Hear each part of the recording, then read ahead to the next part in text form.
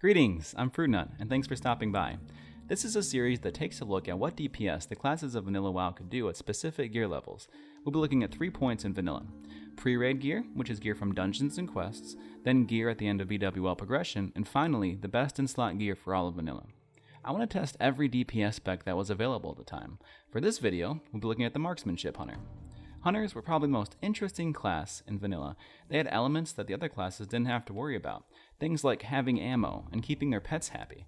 They had to train and teach their pets abilities. The Hunter was a great example of a class with immersive elements that have long been removed for simplicity's sake. The pet that I chose for all 3 gear levels is a rare wolf named Lupos.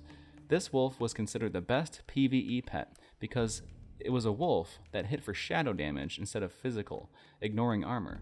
This was changed in a later patch and he became like any other wolf, but for a while he was the best of the best. There is more that could be said, but let's take a look at the talents that we'll be using. This is the spec that I chose for this video. Pet damage talents and beast mastery were not super great because pets back in Vanilla were not able to DPS like they do today. They could die easily to boss mechanics. They didn't have passive damage reduction that they have now. So for some fights, pets were just kept on passive and just used for their buffs. But here, that's not the case, as my pet is in no danger and will be able to fully DPS. Another thing is hit chance. Hunters needed to be at 9% hit for raids. To reach this early on, hunters went into the survival tree for the 3% hit talent. Once they were able to get enough hit from gear, they swapped to a spec similar to this one. Also, there would always need to be a hunter with 5 out of 5 improved hunter's mark for the benefit of the raid. Now, let's take a look at the gear.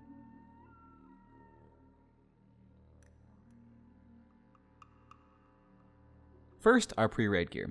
Luckily, I was able to muster up enough hit that I didn't need a spec into the survival tree.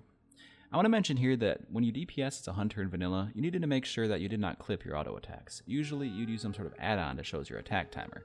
Basically, you want to make sure every one of your autos goes off. So you would just wait for your auto attack to go and then immediately use the aim shot right after.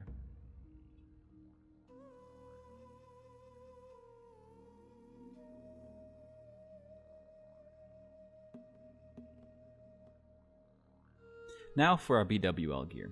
Something that I have missed in my past videos was using gear and enchants from ZG. I didn't use ZG gear before because I was under the impression that it came out after BWL's time, but in reality it came out very shortly after and was made available before Nefarian even died.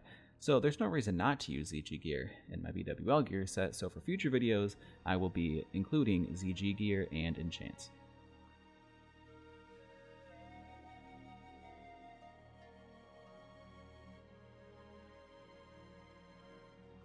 And now for our best in slot gear.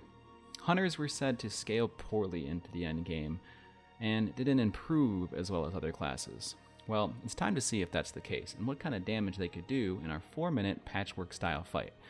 Alright, it's time once again. Here we go.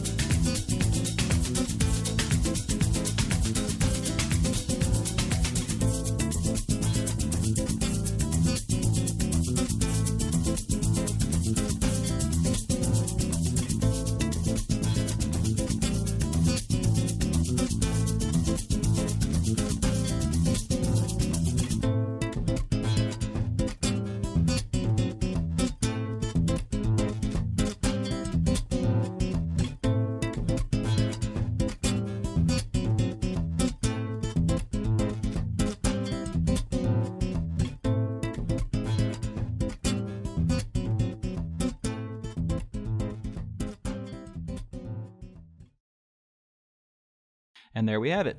Pre-raid gear at 458 DPS, our BWL gear at 622 DPS, and the best in-slot gear at 733 DPS. So they seemed quite strong at mid-level and not as high as other classes and Nax. Still a very solid DPS choice and a great choice for raiding with useful utility for many fights. So, are these the numbers you expected? Did I make a big mistake? Let me know in the comments below, and if you enjoyed the video, please like and subscribe for more upcoming videos. Next, we'll be looking at the Shadow Priest. Thanks again for watching, and I hope you have a wonderful day.